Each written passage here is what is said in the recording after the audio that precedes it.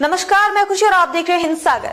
आइए नजर डालते हैं आज की बड़ी खबर पर। आरएसएस और बीजेपी के साथ साथ सनातन की राजनीति पर खुलकर चर्चा की और कई सवालों के खुलकर जवाब दिया और कहा कि देश में सत्ताधारी दलों में बैठे छद्म हिंदुत्व का प्रतीक बने लोगों को चेतावनी दी और कहा कि सनातनी हिंदुओं को ऐसी राजनीति करने वालों को सबक सिखाने का समय आ गया है। शंकराचार्य अविमुक्तेश्वरानंद ने स्पष्ट किया है कि आजादी के बाद से भारत में वास्तविक सनातनी राजनीति का अभाव रहा है।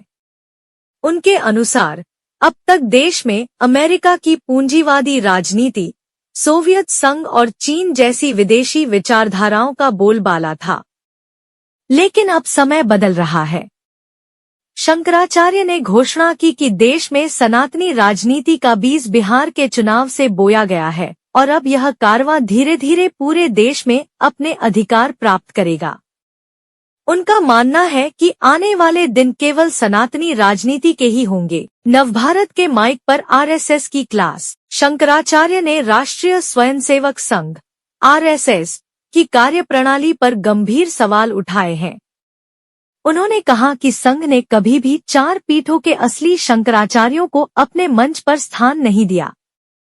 इसके बजाय वे कार्यकर्ता शंकराचार्यों या फर्जी शंकराचार्यों से काम चलाते हैं, जो उनके इशारों पर उठते बैठते हैं।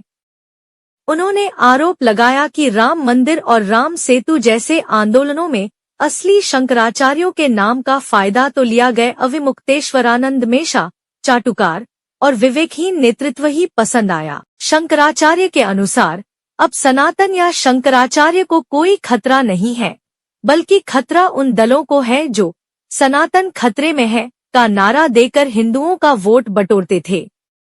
उन्होंने विशेष रूप से भाजपा पर निशाना साधते हुए कहा कि जनता ने कांग्रेस जैसी पार्टियों को रिजेक्ट करके भाजपा को इसलिए चुना था क्योंकि उन्होंने हिंदुओं का साथ देने का वादा किया था, लेकिन अब भाजपा की कलई खुल चुकी है।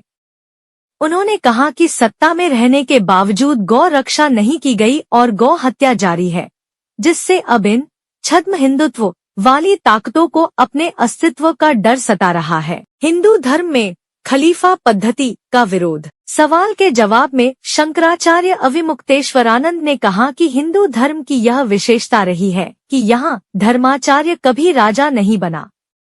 राजा शासन करता है और धर्माचार्य उसे भटकने पर सही राह दिखाता है।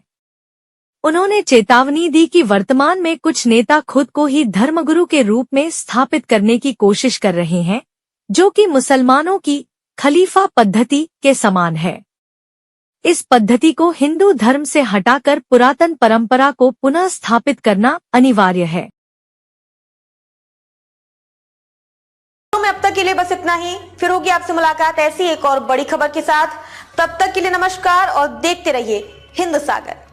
ऐसे ही लेटेस्ट अपडेट्स के लिए हमारे चैनल को सब्सक्राइब करें और तुरंत नोटिफिकेशन पाने के लिए बेल आइकन प्रेस करना ना भूलें। और यदि आप हमें फेसबुक के माध्यम से देख रहे हैं तो हमारे चैनल को फॉलो जरूर करें।